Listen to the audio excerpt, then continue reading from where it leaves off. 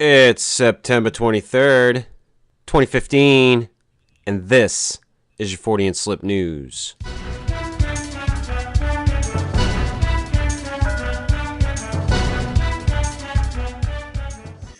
RT.com. Just an R, just a T.com. Identity. I don't know what the hell I'm talking about tonight, Chris. I've already lost it before I even started the fucking news. Identity of an unidentified flying craft spotted over Long Island puzzles experts. Researchers are still baffled by an unidentified flying object I'm still videotape. baffled how you try to fucking act like it's just when we record the news that you're a bumbling fucking buffoon. So you're saying that even before we record, before you ever press that record button, I'm already a bumbling fucking buffoon. Is that what you're saying? Sure. Okay, you're probably right. You're not even probably right. You're definitely fucking right. Researchers are still baffled by an unidentified flying object videotape in Long Island, New York. Months ago. It was done months ago. The boomerang-shaped craft, which some believe was a drone, was filmed by an unidentified witness. There's a lot of unidentified things going on here. It was in April on the 17th. It helps to make it unidentified, Steve. Yeah. That way nobody can be questioned, right? The eyewitness submitted the video to the Mutual UFO Network, or MUFON for short, an organization that investigates possible UFO sightings. When I looked to my left, I noticed red and blue lights hovering, the witness wrote in his MUFON report, found at the organization's sighting report database. I stopped and watched for a little bit to see if it was just someone playing with a toy. Then the object went higher into the air and started to move pretty fast. I then took out my phone and started to record for as long as I could till my phone died. The video shows the object zigzagging back and forth, decelerating, then stopping before speeding up and moving from side to side once again. Some MUFON researchers believe the object was a small drone, yet the camera angle leaves little in the way of conclusive evidence. I looked at the video and found there is no reliable way to determine the object's range. This presents us with a problem in determining the nature of the object. Mark D'Antonio, MUFON's chief photo and video analyst, by the way, told Huffington Post. They have a chief? I want to do that job. I'm no good at it, but neither is they, right? Everything's unidentified. Come on, Steve. You're a fine investigator, or so somebody said. It doesn't take a fine investigator to look up in the sky or look at a photo of something up in the sky and say, oh, yeah, this is unidentified. That's it. That's all you got to do. I wonder if he gets paid. I bet he does. MUFON's New York field investigator, Joseph Flammer, said the witness report was the only filing related to any Port Jefferson sighting. It's a highly populated residential area, and we have a lot of interesting things in the sky, with both Kennedy and LaGuardia airports just a few minutes away by air, as well as Long Island's MacArthur Airport, he said, according to the Huffington Post. Flammer agrees it could have been a drone, as the flying level seemed typical of a person flying a craft at night. Aha. Mm-hmm. So anyway, that's that story. Oh, if you want to look it up, it's MUFON sighting report, case number 64777. 64777. Got that, Chris? Bingo. 64777. WSCNC.com. This is not the one I want to read yet. I want to read the other one first. Sorry. Well, there's a reason. ScienceWorldReport.com. That sounds real sciencey, like a really important science website or something. Science World Report. I mean, damn. Sequenced flatworm genome may unveil the secrets of regenerative medicine. Are you trying to pump up the story? No. Oh. It's a flatworm. Yeah. I'll bet. Imagine regrowing lost limbs. That's exactly what a certain flatworm can do with its Dr. regenerative. Connors already has, Steve. Okay, I don't know who Dr. Connors is. That's right, I, because you're prob- I, fucking pop culturally ignorant. I mean, the name sounds familiar and all, but is it? I, I don't know. Anyway, a certain flatworm can regenerate with some powers, some sciencey powers he's got. Some Now, scientists. sciency powers. Well, yeah, because you talked about Dr. Connors and pumping up flat things, and I lost my space in the story, so I had to kind of make up words to fill in where The I blanks was, until you found your spot. and then I found my spot. Now, scientists are aiming to learn a bit more about this regenerative ability after sequencing its genome. The flatworm, in this case, is called muscrotum.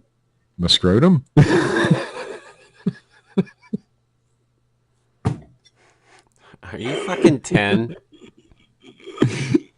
Let me try that again. Macrostomum. Macrostomum. The lignano. I think that's how it goes. It looked like my scrotum at first. A flatworm looks like your scrotum? On certain days, Chris, yes. Oh. It's a possibility. No, my flatworm is not flat at all. my Flatworm, in fact, flatworm. my Quite fucking impressive. what? Yeah, my flatworm is quite impressive. I have no idea what the fuck I'm talking about. I mean, I have an idea, but can I just read the story? Sure. Go ahead. My flatworm has absolutely, I'm just going to say my flatworm through the rest of the story. My flatworm has absolutely extraordinary abilities. It's able to regenerate every single part of my body, except for my brain. I'm making the story personal, Chris. And true. And pretty true. Well, of course, my flatworm does have extraordinary abilities. So by studying No, this, I mean like the part about you not being able to regenerate any part of your brain. If anything, you just destroy it on a daily basis.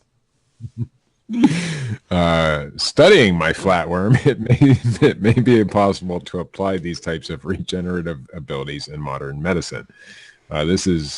This and other regenerating flatworms have been the same kind of pathway operating in stem cells that is responsible for their remarkable regenerative capabilities, said Gregory Hinnon, one of the researchers.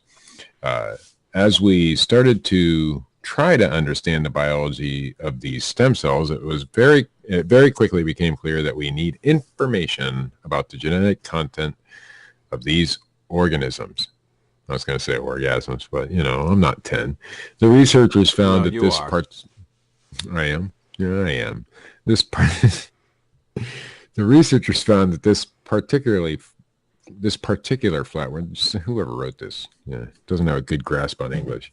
Flatworm had surprisingly complex genome filled with repetitive elements that made it challenging to assemble and analyze.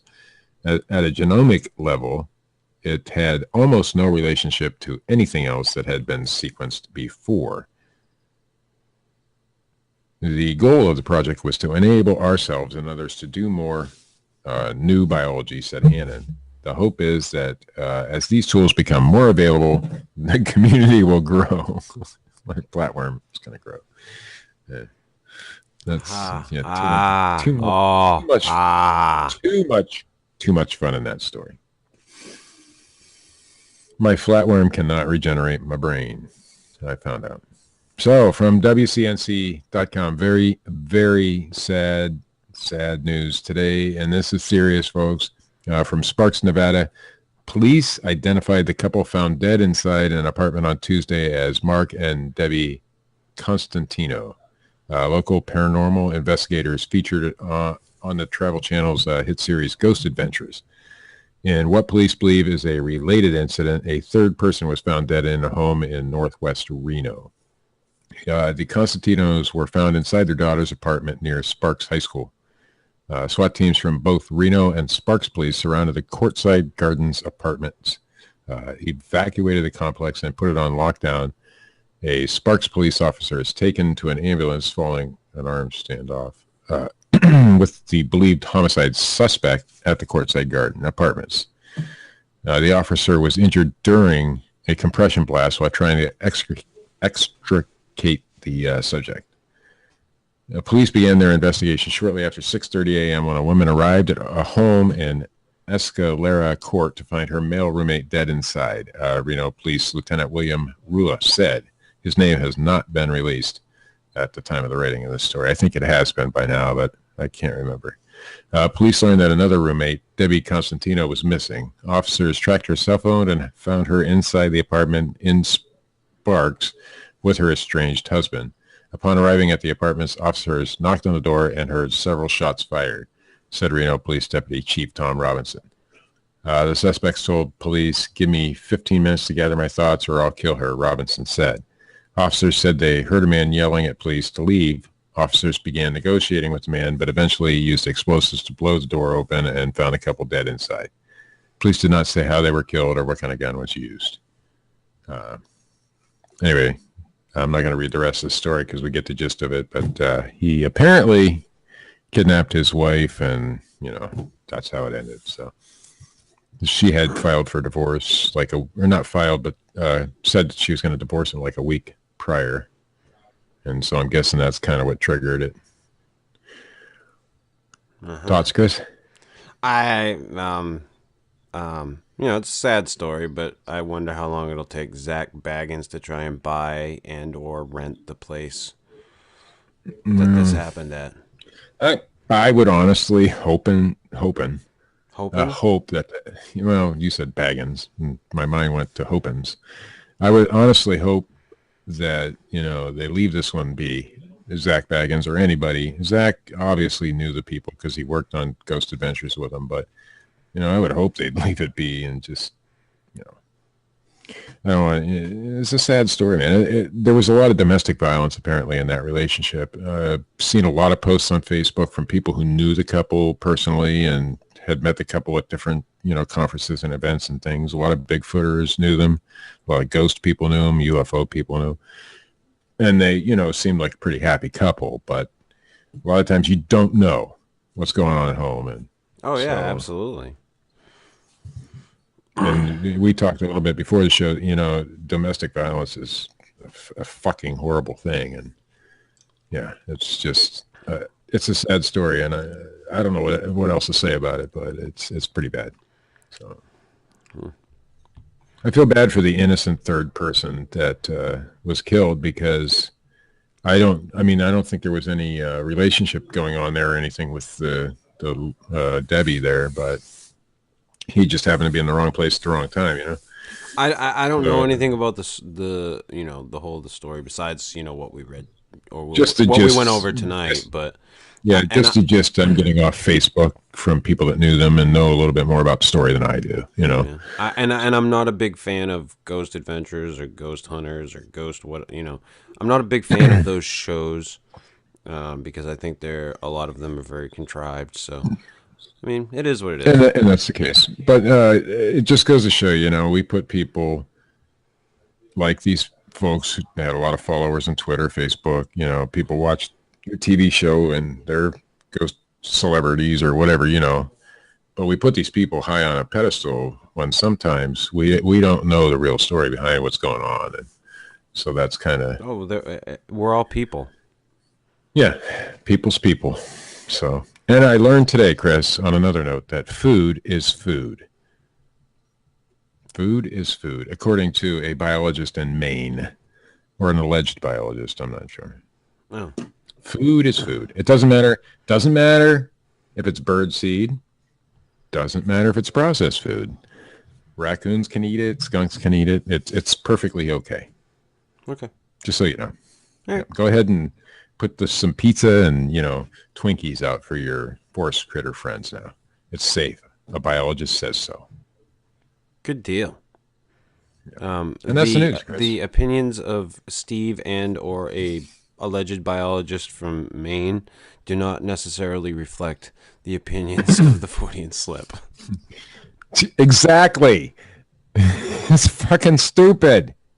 Food is not food. Come Steve, on, people. Steve, I bet you Hmm. Mick West wouldn't tell me something like that. He wouldn't.